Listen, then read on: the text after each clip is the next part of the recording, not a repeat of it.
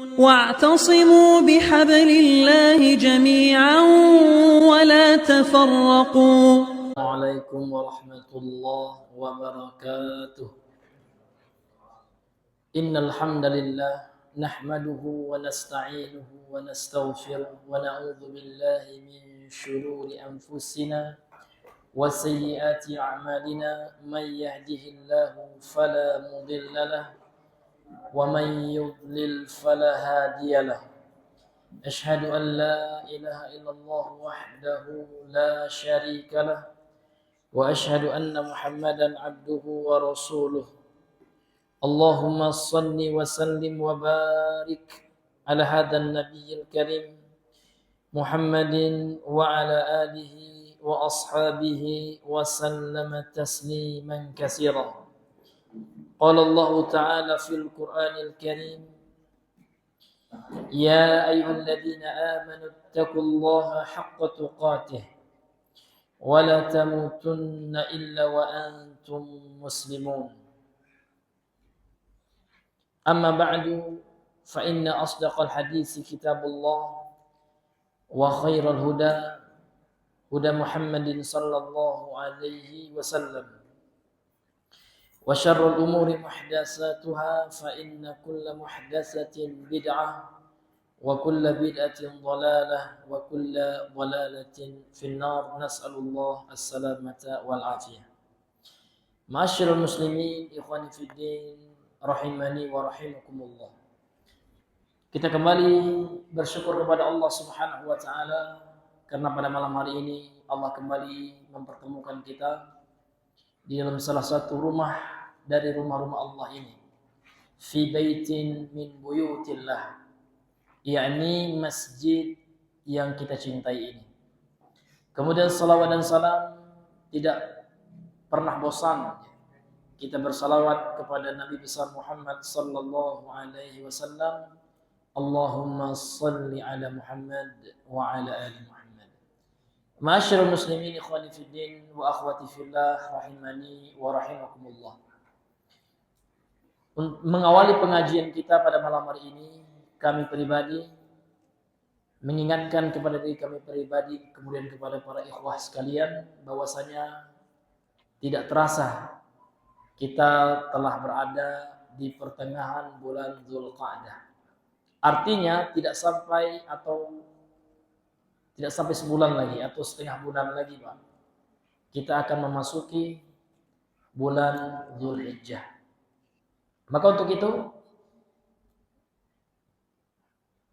kami sampaikan sebuah pesan dari Nabi sallallahu alaihi wasallam terkait dengan bulan Dzulhijjah ini, sebagaimana diriwayatkan oleh sahabat Abdullah ibnu Abbas, bahwasanya Rasul sallallahu alaihi wasallam bersabda, "Ma min ayyamin al-'amalu salihu fihinna ahabbu ila Allah min hadhihi al-ayyamil 'ashr."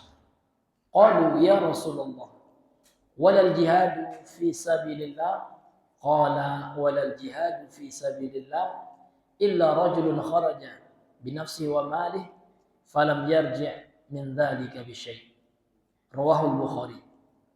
Yang artinya dari Abdullah ibnu Abbas, beliau berkata bahwasanya Rasulullah bersabda, "Ma min ayyam", tidak ada satu hari pun. Artinya Rasul menafikan, tidak ada satu hari pun di dunia ini. Al-amalu salih, amal salih fihinna, yang dilakukan, yang dikerjakan di hari-hari itu, ahabbu ilallah, lebih Allah cintai. Jadi kalau Rasul mengatakan lebih Allah cintai, berarti lebih besar pahalanya. Min hadhil ayyamil 'ashr, daripada hari yang 10 ini. Jadi yang dimaksud dengan hari yang 10 adalah 10 pertama bulan Dzulhijjah.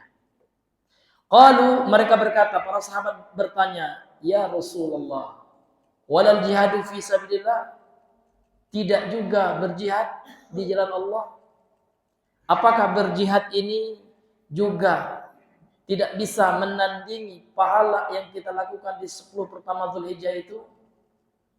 Qala walal jihadu fi sabilillah. Kemudian Nabi menjawab, iya, termasuk jihad.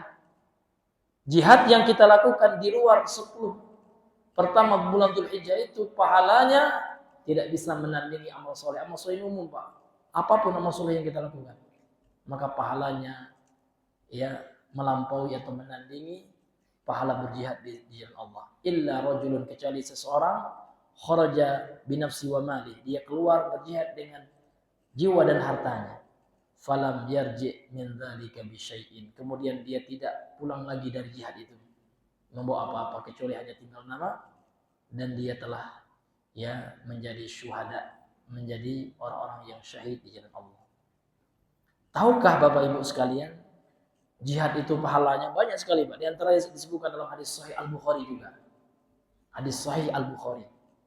Penggalan hadis ya, kata Nabi sallallahu alaihi wasallam, "Inna matsalal mujahidina fi sabilillah kamasalis shaimi al-qaimi al-qaniti bi ayatillah la yafturu min siyamin wala salatin hatta yarji'a ya minal jihadi fi sabilillah." Yang artinya kata Rasulullah, perumpamaan orang yang berjihad di jalan Allah itu pahalanya adalah seperti orang yang berpuasa, seperti orang yang qaim, yang selalu yang terus ya salat malam, dan seperti orang yang terus membaca ayat-ayat Allah. La yafturu min siyamin, dia tidak pernah berhenti dari puasa. Tidak pernah berhenti dari sholat gitu ya. Sholat malam ya, Pak. Apalagi sholat wajib ya. Tidak pernah berhenti dia dari melakukan amal soleh. Itulah pahala orang yang berjihad. Ternyata di 10 pertama bulan Dzulhijjah ya, pahala itu lebih sedikit ya ketimbang dengan amal soleh yang kita lakukan di 10 pertama bulan Dzulhijjah. Nah, ini menunjukkan Bapak Ibu sekalian, sangat rugi ya kalau seandainya di 10 pertama bulan Dzulhijjah nanti kita tidak beramal soleh. Jadi apapun amal soleh, Pak, termasuk juga puasa, boleh. Kalau Bapak Ibu ingin berpuasa, namanya puasa sunnah mutlak, boleh. Karena puasa termasuk amal soleh. Berimpak, bersedekah, yang dilipat gandakan pahalanya oleh Allah. Ya kan? Nah, ini luar biasa. Nanti itu ya 10 pertama bulan Dzulhijjah. Sehingga Allah bersumpah dalam surah Al-Fajr ayat yang kedua itu, walayalin ashr, demi malam-malam yang 10. Jadi Imam Ibnu Katsir mengatakan yang dimaksud dengan malam yang 10 itu adalah wal maqsudu biha asyara ya Dzulhijjah. Kama qalahu Ibnu Abbas wa Ibnu Zubair wa Mujahid wa ghairuhum. Yang dimaksud dengan demi malam yang 10 maksudnya kalau malamnya 10 betul, kalau siangnya 10 ya hari pertama bulan Dzulhijjah. Jadi sehingga ulama menyimpulkan ya, kalau dilihat dari segi malam, Pak, malam yang paling utama di seluruh kehidupan kita ini, di dunia ini, malam yang paling utama yang pahala dilipat gandakan di malam itu adalah 10 malam terakhir di bulan Ramadan. Itu malamnya, Pak, malamnya. Tidak ada yang mengalahkan ibadah yang kita lakukan di 10 malam terakhir ini malamnya. Namun kalau siangnya, ulama sepakat ini, Pak, ya, tidak ada yang mengalahkan ya ibadah, pahala ibadah yang kita lakukan di 10 pertama di bulan Dzulhijjah. Ini luar biasa. Dan ini termasuk rahmat Allah, Bapak Ibu. Termasuk rahmat Allah yang Allah berikan kepada kita, karena Allah tahu umat Islam itu umat yang paling pendek umurnya. Maka dengan rahmat Allah kepada kita, Allah jadikan waktu-waktu tertentu ya apabila kita manfaatkan waktu itu, Allah lipat gandakan pahala dengan umur kita yang pendek. Beda dengan umat-umat sebelum kita, mereka panjang usianya. Ya, mereka banyak beramal soleh, namun kita karena pendek usia kita, maka Allah berikan suatu waktu yang di waktu itu Allah lipat gandakan pahala kita. Sehingga efisien, Pak. Efektif dan efisien. Kalau kita gunakan untuk beramal soleh. Walaupun pendek usia kita, walaupun sedikit amal kita, namun ketika kita kerjakan di waktu itu, yang sedikit dilipat gandakan oleh Allah Subhanahu wa ta'ala. Kemudian ma'asyiral muslimin, kita lanjutkan pembahasan kita. Ya, masih pada bab majaa anna ba'dha hadhil ummati ya'budul awsan. Bab ya dalil-dalil yang menunjukkan ya apa saja yang datang dari dalil bahwasanya sebagian daripada umat ini yaitu umat Rasulullah ya, umat Rasulullah ya'budul awsan, ia akan menyembah berhala. Ini pembahasan kita. Pada pertemuan yang sebelumnya kita telah jelaskan dalil yang kedua oleh penulis yaitu surah Al-Maidah ayat 60. Maka pada pertemuan malam hari ini kita masuk dalil yang berikutnya yaitu surah Al-Kahf, suratul Kahfi ya, ayat 21. Qala al-musannifu rahimahullah, berkata penulis semoga Allah merahmati beliau, wa qawlihi, dan firman-Nya Allah taala, qala alladziina ghalabu ala amrihim lanattakhidanna alaihim masjidah. Telah berkata orang-orang yang berkuasa atas urusan mereka, yaitu orang-orang yang memiliki kekuasaan para pemimpin ya. Lanattakhidanna alaihim, benar-benar sungguh kami akan menjadikan di atas mereka, yakni di atas kuburan Ashabul Kahfi ini ya, masjidah, masjid ya. Qala syarihu hafizahullah taala wa ra'ah, berkata pensyarah kitab ini yakni al-Imam Syekh Shalih Al-Fauzan hafizahullah taala, ketika beliau menjelaskan ya dalil ini, alladzina ghalabu ala amrihim ay ala amri ashabil kahf, orang-orang yang berkuasa atas urusan mereka, yaitu atas urusan pemuda yang tinggal di goa itu. Wahum ashabul kalimati, mereka adalah pemilik kata, maksudnya mereka punya wewenang untuk mengatur ya, untuk memutuskan gitu. Mereka penguasa. Wan nufudhi, dan mereka juga punya wewenang untuk melaksanakan sesuatu yang mereka tetapkan atau kebijakan yang mereka tetapkan. Hadir yang dimuliakan oleh Allah, sebelumnya kita coba kita kembalikan makna ayat ini menurut ulama tafsir dulu, Pak. Masyarul muslimin yang dimuliakan oleh Allah Subhanahu wa taala. Berkata Imam Ibnu Katsir dalam tafsirnya ketika mentafsirkan firman Allah, qala alladziina ghalabu ala amrihim, ay yaitu ashabul wilayah wan nufudh. Mereka pemilik kekuasaan, wewenang, dan orang yang bisa melaksanakan yang mereka tetapkan atau yang mereka kebijakan yang mereka tetapkan. Itu penguasa ini. Jadi yang berkata ini siapa, Pak? Penguasa yang menguasai daerah ketika itu, termasuk para pemuda yang memilih untuk menghindar dan tinggal di goa itu. Nah, termasuk mereka di bawah kekuasaan ini, orang yang Allah ceritakan ini. Kemudian mereka mengatakan lanattakhidanna alaihi masjidah, sungguh benar-benar kami akan jadikan atas mereka, atas kuburan ya para pemuda penghuni gua ini, masjid. Nah, kemudian apa kata Imam Ibnu Katsir, ulama yang mengatakan yakni lanabniyanna ala quburihim masjidan. Ya. Maksudnya adalah kami benar-benar akan membangun di atas kuburan-kuburan mereka masjid. Masjid akan kami bangun gitu ya, di atas kuburan mereka.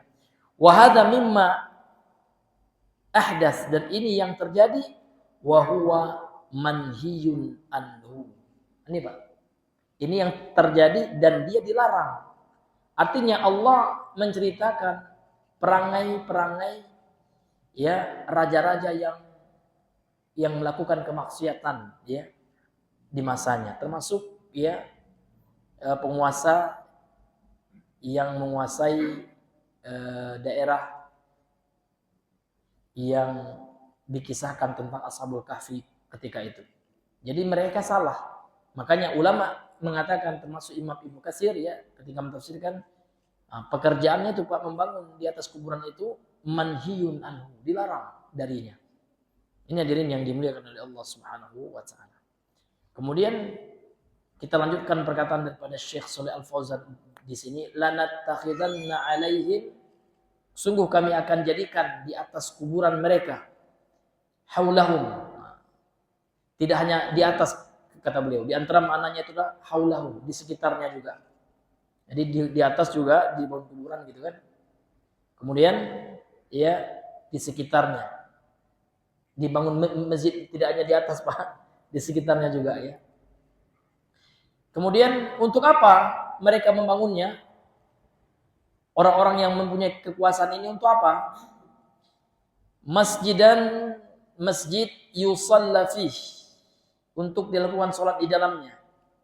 Wa yaqsiduhumun nasu, supaya manusia mendatanginya. Ya, bertujuan untuk mendatanginya supaya dia menjadi tempat ya sesuatu yang dikeramatkan. Jadi sudah ada memang Pak ya, di zaman dahulu pun sudah ada. Wa yatabarrakuna bihim, dan supaya manusia bertabarruk dengan kuburan ya pemuda kahfi ini. Ya. Ini hadirin yang dimuliakan, dan ini dilarang sebagaimana hadis-hadis yang sebelumnya. Sebagaimana dikatakan oleh Imam Ibnu Katsir ya, ketika mentafsirkan ayat ini jelas sekali, beliau mengatakan wa huwa manhiyun anhu, dan dia dilarang gitu ya dari melakukan pekerjaan. Kenapa dilarang Pak? Karena Nabi sendiri yang melarang.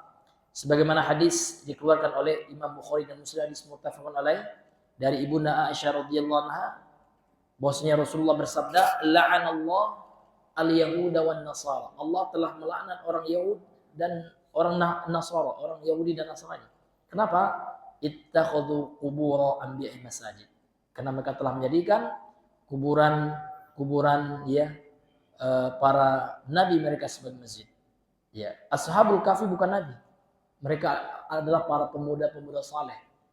Sedangkan nabi saja dilarang oleh Nabi sallallahu alaihi wasallam, apalagi yang di bawah levelnya dengan Nabi sallallahu alaihi wasallam. Ini hadirin yang dimuliakan oleh Allah Subhanahu wa taala. Kemudian banyak lagi dalilnya. Ya. Ini telah kita bahas ini ada dalil juga hadis riwayat Imam Muslim ya. Dari sahabat Jundub bin Abdullah, bahwasanya dia mengatakan, aku telah mendengar Rasulullah sallallahu alaihi wasallam ya kan, qabla an yamuta bi khamsin, sebelum beliau meninggal, 5 hari sebelum beliau meninggal ya. Wa huwa yaqul, Rasulullah bersabda, inni abra'u ila Allah, saya berlepas diri kepada Allah, ayyakuna li indakum khalilun. Ya. Aku berlepas diri kepada Allah ya, untuk menjadikan ke kalian itu ya, kalian menjadikan aku ya sebagai kekasih. Maksudnya Pak, Nabi itu hanya menjadikan Allah sebagai kekasihnya. Makanya di sini menggunakan kata Khalil. Beda Habib dengan Khalil.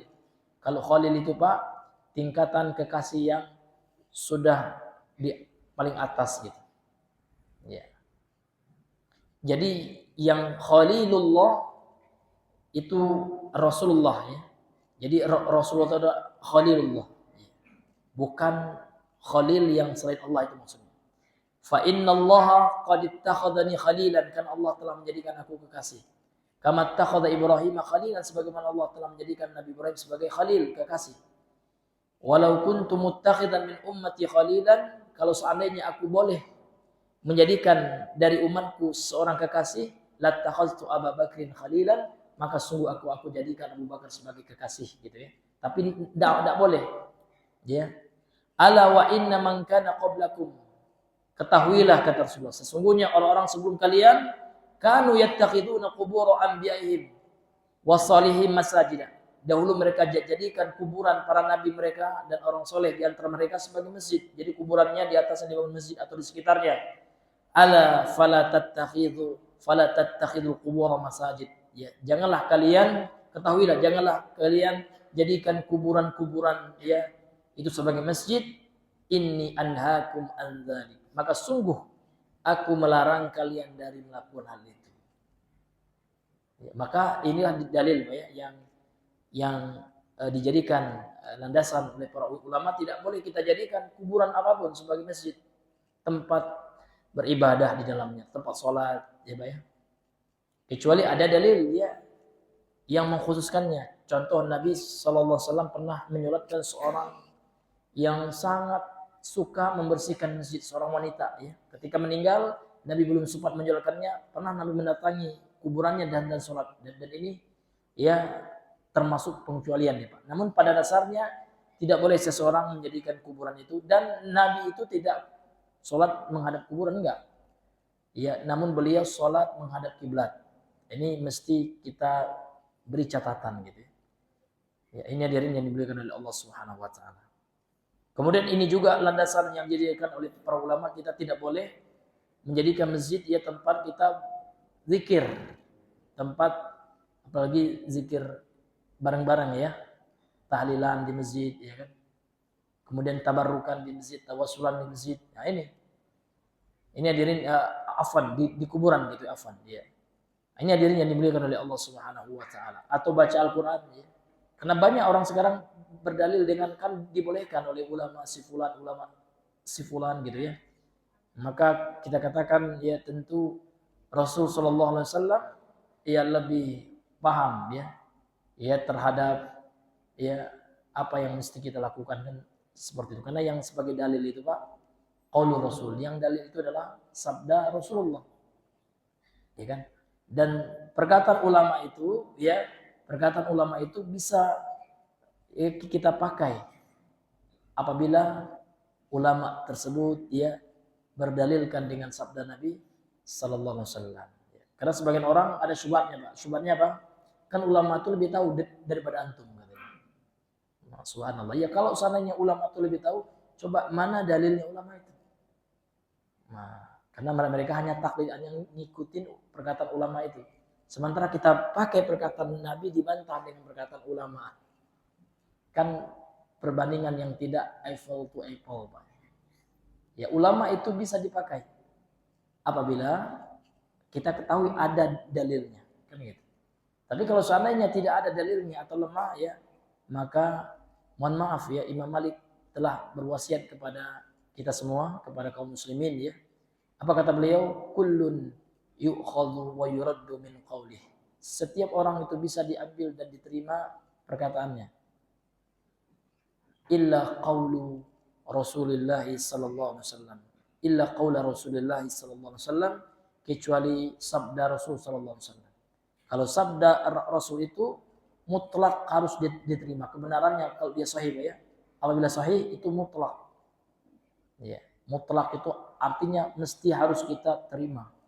Sementara perkataan ulama itu sifatnya relatif, nisbi. Kita boleh mengambilnya, boleh tidak. Kita ambil apabila mereka ya berdalilkan dengan hadis Nabi, kita tolak. Kalau seandainya tidak sesuai dengan sabda Nabi SAW. Contoh aja perkataan yang dinisbatkan kepada Imam Abu Hanifah dalam mazhab Hanafi. Yang mana dikatakan bahwasanya Imam Abu Hanifah mengatakan boleh menikah tanpa wali. Ya kan? Maka kita katakan kita tidak menerima. Kita menghormati Imam Abu Hanifah sebagai ulama besar, sebagai ulama mazhab, akan tetapi ya kebenaran lebih kita cintai kan gitu. Hadis telah jelas, hadis sahih yang mengatakan la nikaha ya illa biwali, tidak sah nikah kecuali dengan wali kan gitu. Dan Imam Abu Hanifah juga manusia. Terkadang belum sampai dalil kepada beliau.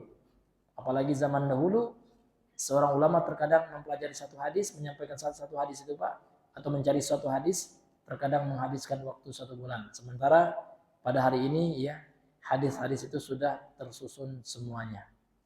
Ya, sudah terbukukan, bahkan sudah dimasukkan ke dalam berbagai aplikasi-aplikasi yang bisa kita akses cepat, yang tidak membutuhkan waktu berbulan-bulan sebagaimana para ulama terdahulu dalam mengumpulkan hadis Nabi sallallahu alaihi wasallam. Masyaallah muslimin yang dimuliakan oleh Allah Subhanahu wa taala. Jadi apa yang dilakukan oleh alladzina ghalabu ya, orang-orang yang memiliki kekuasaan itu Pak, Nah, ini suatu kesalahan. Ya, sebagaimana yang disebutkan oleh ulama tafsir, karena ini menyelisihi ya sabda Nabi SAW dan termasuk perbuatan yang bisa mengarahkan kepada kesyirikan. Masyarul muslimin yang Allah muliakan. Sekarang kita masuk kepada makna al-ijmali lil ayah. Sekarang kita masuk makna global atau makna secara umum dari ayat di atas, yaitu surah Al-Kahfi ayat 21. Qala asy-syarihu hafizahullahu taala al-ma'na al-ijmali lil ayah. Yukhbiru ta'ala 'anil ladzina ghalabu 'ala amri ashabil kahfi 'ala wajhi adh-dhammi lahum. Allah Subhanahu wa taala mengkabarkan tentang orang-orang yang menguasai urusan ya para pemuda yang tinggal di gua itu. Para ashabul kahfi. Ashab itu artinya pemilik, ya. Artinya maksudnya yang tinggal di gua itu. 'Ala wajhi adh-dhammi lahum. Jadi Allah menyebutkan ini dalam rangka menjelaskan celaan ya. Atas ya dalam bentuk celaan lahum bagi mereka. Bukan dalam bentuk pujian ini, Pak. Ini bukan dalam bentuk madah. Namun ini dzam, bukan pujian ini. Namun celaan. Artinya ini menunjukkan kepada kita ya, kalau seandainya ada pemimpin ya, pemimpin kan pada dasarnya wajib kita taati, Pak. Wajib taat dan patuh kepada pemimpin itu ya, itu seruan Allah, itu perintah Allah. Ya ayyuhalladzina amanu atti'ullaha wa atti'ur rasul wa ulil amri minkum, seperti itu, Pak. Akan tetapi ketaatan kepada wali amri juga ya tidak mutlak sifatnya. Kalau mereka mengajak kepada kemaksiatan seperti yang terjadi pada ayat ini ya, yang Allah ceritakan tentang ayat ini, Pak, maka tidak boleh ditaati. Misalkan pemimpin kita sekarang, ayo ya, setiap orang, ayo kita ke kuburan, kita ngalap berkah semuanya. Ya ini tidak boleh, maaf ya. Kalau untuk kebaikan, ya kami hormati Bapak sebagai pemimpin dan wajib bagi kami taat kepada Bapak. Namun kalau mengajak kepada kesyirikan, ya maka mohon maaf ya, tidak ada ketaatan kepada makhluk siapapun dalam berbuat kemaksiatan kepada Allah Subhanahu wa ta'ala, kan seperti itu. La ta'ata li makhluqin fi ma'siyatil khaliq. Tidak ada ketaatan pada makhluk apapun gitu, ketika bermaksiat kepada Allah Azza wa Jalla, pencipta kita. Jadi ayat ini, Pak, ini bentuk celaan ini kepada alladzina ghalabu al-amri, ini orang yang menguasai urusan mereka ya. Ya, kalau bahasa kita ya penguasa mereka lah gitu ya, yang membangun di atas kuburan mereka masjid, ya gitu kan, dicela oleh Allah dalam ayat ini. Annahum qalu, bahwasanya mereka mengatakan lanattakhidanna haulahum, kami sungguh akan menjadikan, akan membangun gitu ya, di sekitar kuburan pemuda kahfi itu musallan, tempat salat, yaqsiduhun nasu, supaya manusia mengunjunginya gitu kan. Wa yatabarrakuna bihim, dan supaya manusia bertabarruk ngalap berkah di kuburan itu gitu ya. Jadi ini ya nenek moyangnya sufi ini rupanya. Iya, sufi itu keturunan dari orang ini ya. Sudah ada ternyata orang yang suka apa? Ya mengkeramatkan suatu tempat, apalagi kuburan gitu kan. Ya supaya manusia mengkultuskan kuburan itu. Dan ini dicela oleh Allah. Sebagaimana yang dipahami juga tadi kita bacakan tafsir Ibnu Katsir ya. Ya, ini adalah perbuatan yang dilarang kata beliau. Wa huwa manhiyun anhu, dilarang. Ini hadirin yang dimuliakan oleh Allah Subhanahu wa taala. Kemudian munasabatul ayati lil bab, munasabah ya, kesesuaian atau korelasi ayat ini yaitu ayat 21 dari surah Al-Kahfi ini ya terhadap bab yang kita bahas. Jadi bab yang kita bahas ini Pak, dalil-dalil ya, ma ja'a anna ba'd hadhihi ummah ya'budu awsana gitu. Bahwasanya sebagian umat Nabi Muhammad itu akan menyembah berhala gitu ya. Jadi apa korelasinya, Pak? Nah, ini akan dia bahas. Apa korelasi ayat ini? Nyambung enggak ayat ini dengan bab yang dibawakan oleh penulis? Karena babnya judulnya apa, Pak? Bab bahwasanya ya akan ada sebagian umat ini yang akan menyembah berhala. Apa ya kaitannya? Kata beliau, an-nafihas, ya bahwasanya di dalam ayat ini dalilan, terdapat dalil ala annahu, bahwasanya sesungguhnya sayakunu fi hadhil ummah, akan terjadi pada umat ini man yattakhidul masajid 'alal qubur. Orang yang akan menjadikan masjid di atas kubur, orang yang akan membangun masjid di atas kubur atau di kubur gitu ya. Atau memasukkan kubur ke masjid dan seterusnya. Kama kana yaf'aluhu man kana qabl, sebagaimana yang dilakukan oleh orang sebelum mereka. Itu korelasinya. Artinya apa? Akan ada nanti umat ini akan menyerupai orang sebelum kita yang terjatuh ke dalam perbuatan kesyirikan. Sehingga perbuatan ini akan mengarahkan atau akan mengantarkan mereka akan menyembah orang yang berada di kuburan itu. Ini hadirin yang dimuliakan oleh Allah, korelasi ayat ya yang dibawakan oleh penulis terhadap bab yang sedang beliau bahas ini. Kemudian hadirin yang dimuliakan oleh Allah Subhanahu wa taala, apa pelajaran yang ya bisa kita ambil dari ya ayat yang mulia ini? Ma yustafadu minal ayah. Apa saja pelajaran istifadah atau pelajaran ya faidah ya yang bisa kita ambil ya dari ayat yang mulia ini, surah Al-Kahfi ayat 21 ini. Awalan, yang pertama, tahrimu ittikhadil masajidi 'alal qubur wa tahdhiru min dzalik li'annahu yuaddi ila syirki. Haram ya, keharaman gitu ya, menjadikan masjid-masjid di atas kubur atau membangun masjid di atas kubur. Wa tahdhiru min dzalik, dan peringatan dari Allah dan Rasulnya dari perbuatan itu. Kenapa? Apa alasannya dilarang? Apa alasannya diharamkan ini? Karena perbuatan itu yuaddi ila syirik, akan mengantarkan ke dalam perbuatan syirik. Ini hadirin yang dimuliakan oleh Allah Subhanahu wa taala. Jadi seluruh perbuatan yang mengantarkan kepada yang haram itu hukumnya haram. Syirik tentu lebih parah lagi, haram yang paling haram itu, Pak. Syirik itu haram yang paling haram.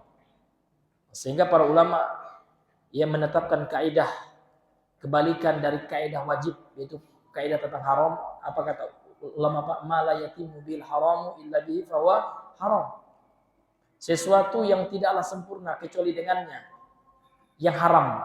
Tidaklah sempurna seorang melakukan yang haram kecuali dengan suatu wasilah atau perantara, maka wasilah atau perantara itu hukumnya juga haram. Dan membangun masjid di atas kuburan ini adalah wasilah perantara yang akan mengantarkan kepada kesyirikan. Syirik hukumnya apa, Pak? Haram. Jadi setiap segala sesuatu yang bisa mengantarkan kepada kesyirikan maka hukumnya haram. Masyarakat muslimin yang diberikan oleh Allah, mana dalilnya, Pak? Dalilnya hadis yang kita bacakan tadi banyak, Pak ya. Bahwasanya Nabi mengatakan la'anallahu yahuda wan nasara ittakhadhu qubur anbihim masajid. Allah melaknat, kalaulah dilaknat pasti haram, Pak. Tidak ada yang halal, yang mubah, yang makruh, yang dilaknat tidak ada. Yang dilaknat pelakunya menjadi terlaknat, mal'un, ya, terlaknat. Ini yang terlaknat itu. Orang-orang yang menjadikan kuburan para nabi mereka sebagai masjid. Maksudnya apa? Dibangun di atas kuburan itu masjid gitu. Atau dibangun di sekitar kuburan itu masjid supaya ya kuburan itu dianggap kuburan keramat, ya. Sehingga manusia ya pergi ke situ, Pak ya. Menjadikan itu tempat wisata religi. Iya. Ramai sekali itu, Pak ya. Wisata-wisata religi yang ada kuburan keramatnya. Ramai sekali. Iya, bahkan sekali dibuka kota amalnya, Masya Allah, 10 orang menghitung tuh, Pak. Penuh. Ya kan uangnya. Nah, padahal Rasul mengatakan la'anallah, ini nauzubillah ya, ngeri kita. Suatu hal yang menakutkan kalau Allah melaknat. Melaknat itu artinya, Pak, Allah jauhkan kita dari rahmatnya. Nauzubillah min dzalik. Jadi kalau Allah jauhkan kita dari rahmatnya, bagaimana kita akan masuk surga?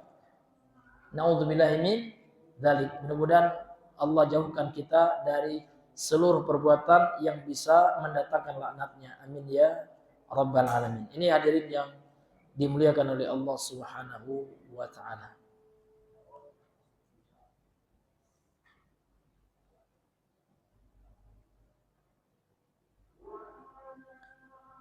Kemudian pelajaran yang kedua, annahu sayakunu fi hadhihi ummati man yattakhidhal masajid 'ala al-quburi kama fa'alahu man kana qablahum.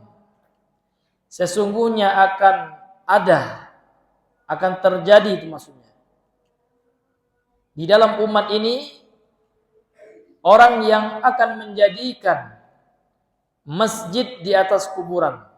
Orang yang akan membangun masjid-masjid di atas kuburan dan di sekitarnya, termasuk ini, Pak. Kama sebagaimana fa'alahu yang telah dilakukan man kana qablahum, ya, oleh orang-orang sebelum mereka. Yaitu siapa? Ini. Alladzina ghalabu 'ala anbihim, itu ya.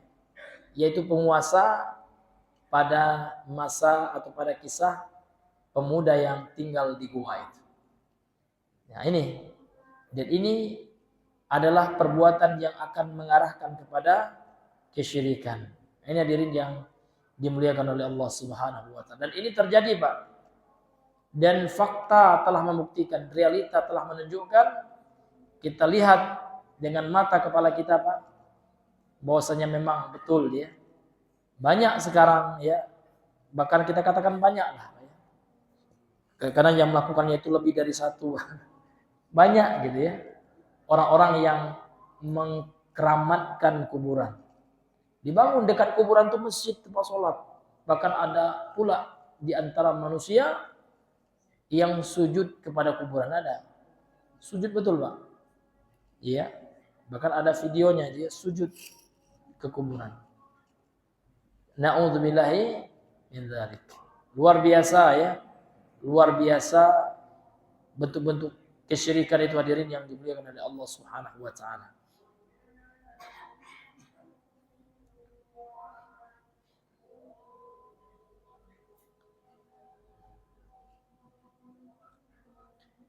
Kemudian pelajaran yang ketiga, at-tahdhiru minal ghuluwi fi salihin.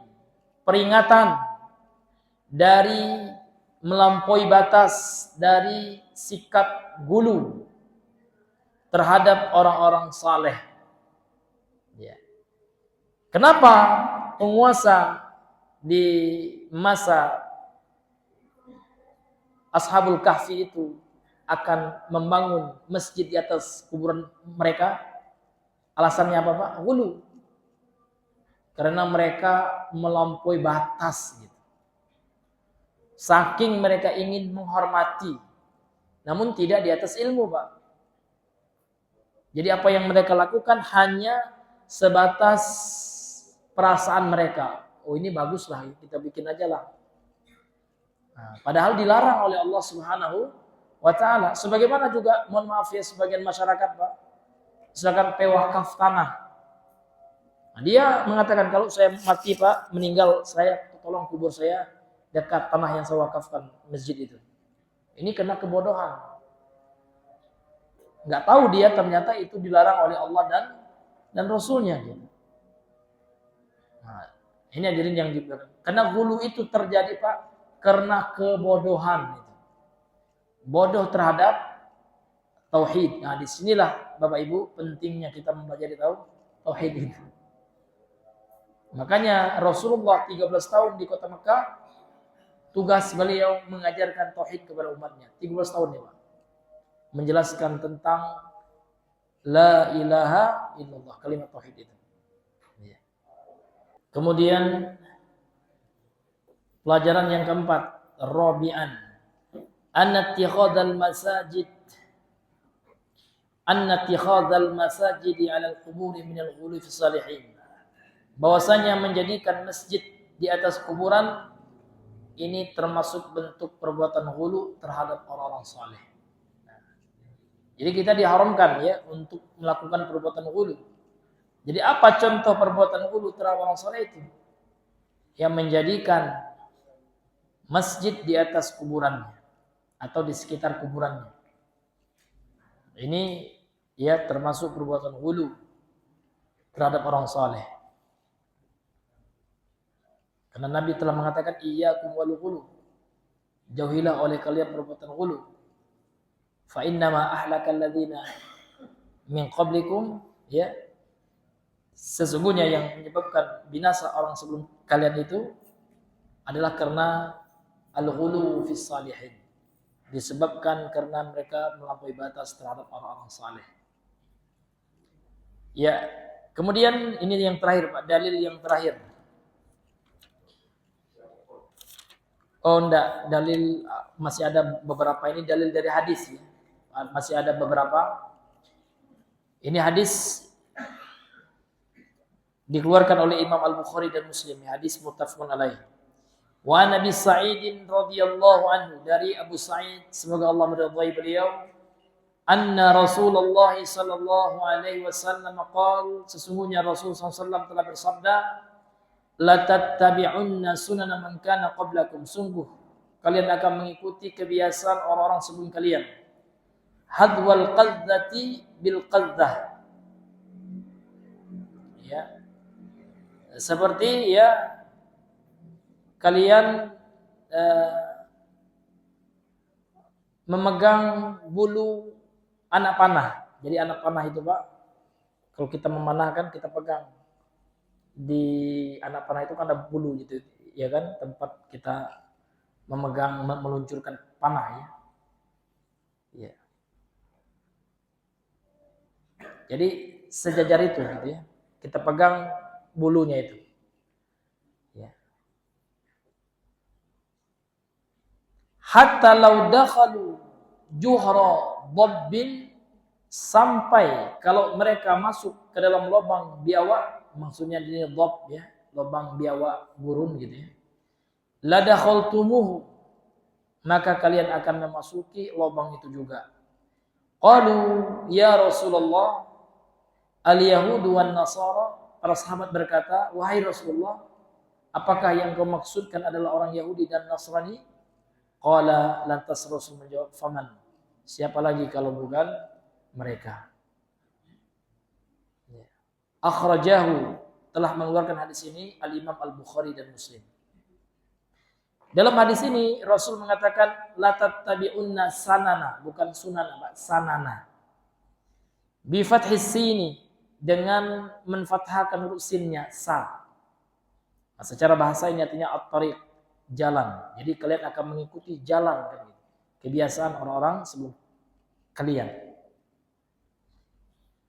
Hadwa, ini hadwa secara i'rab dia dibaca mansub ya. Tanda nasabnya dengan di fathah, kita baca hadwa, wawunya kita fathahkan gitu. Alal masdar, ya, atas masdar, artinya dia sebagai masdar gitu. Ai tahduna hadwahum, ya, kalian akan mengikuti searah dengan mereka. Kalau kita lagi manahkan seperti itu Pak ya. Jadi harus searah dengan panah kita itu, ya kan? Al-qudzah, kemudian hadwal qudzah kan itu. Al-qudzah bidhammil qaf, dengan mendhammahkan qafnya qu ya, didhammahkan qafnya ya. Ini adalah bentuk mufrad ya dari jamaknya qudzaz, wahidatul qudzaz. Jadi jamak dari qudzah itu qudzaz, jamak taksir kan gitu. Apa yang dimaksud dengan qudzah itu? Wahiyya risyus sahm. Nah, adalah bulu anak panah. Jadi anak panah itu Pak, tempat kita megang itu kan, itu namanya bulu ya, ada bulunya. Biasa ada bulu ya. Terkadang enggak ada bulu juga ya. Apa namanya itu, kayak tempat karet gitu ya, tempat megang, itulah qudzah itu. Ya. Walahu qudzatani mutasawiyatani, dan dia memiliki dua ini Pak, karena ada duanya Pak ya. Nah, ada dua itu. Ya, yang sama. Kan tempat kita megang anak panah itu Pak kan ada tempat dilengketkan ke senar itu kan dua itu Pak ya. Iya. Iya, ada dua nih yang sama. Kemudian dalam hadis ini juga Nabi melanjutkan hatta sampai ya laudakhulu apabila mereka masuk ya juhra dhabbin ke lubang biawak ai lau tusawwira ya lau tusawwiru dukhulahum fihi ma'a dhiqihi la dakhaltumuhu li shiddati sulukikum tariqa man qablakum ya. Jadi kalau seandainya kita bayangkan Pak, kita gambarkan gitu ya. Kita gambarkan gitu ya. Ya, masuk ke dalam lubang itu ya ketika mereka Yahudi dan Nasrani itu masuk ke lubang yang sempit ya. Masuk ke dalamnya ya, kita juga ikut gitu ya. Sebagian manusia umat Nabi Muhammad juga ikut gitu ya.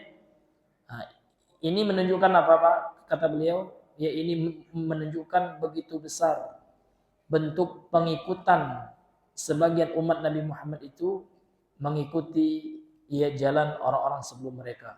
Ini perumpamaan yang diberikan oleh Nabi ini ya dalam rangka memperumpamakan gitu. Jadi bagaimana sebagian umat Nabi Muhammad Pak di akhir zaman ini terutama ya begitu mereka taklid ya, begitu mereka latah terhadap orang Yahudi dan Nasrani. Kalau diumpamakan Nabi mereka masuk ke lubang yang kecil itu ya, lubang biawak ya gurun itu yang kecil ya, nggak terlalu besar gitu ya. Nah, kalau orang Yahudi dan Nasrani masuk ke lubang itu mereka akan masuk juga. Menunjukkan apa? Begitu luar biasanya mereka latah dan mengikuti jalan kebiasaan orang Yahudi dan Nasrani itu. Kemudian sahabat bertanya di sini, qalu ya Rasulullah, mereka berkata wahai Rasulullah, al-Yahudu wan Nasara, apakah yang kau maksudkan itu orang Yahudi dan Nasrani? Ai ahumul Yahudu wan Nasara, apakah mereka orang Yahudi dan Nasrani? Alladzina nattabi'u sunanahum, yang kami mengikuti jalan mereka. Ai ta'nil Yahuda wan Nasara, apakah yang kau maksud itu adalah orang Yahudi dan Nasrani? Qala faman, maka Nabi mengatakan siapa lagi? Maka pertanyaan ini faman, siapa lagi kalau bukan mereka ya? Maka pertanyaan ini dalam bahasa Arab ini kata beliau maknanya adalah istifhamun.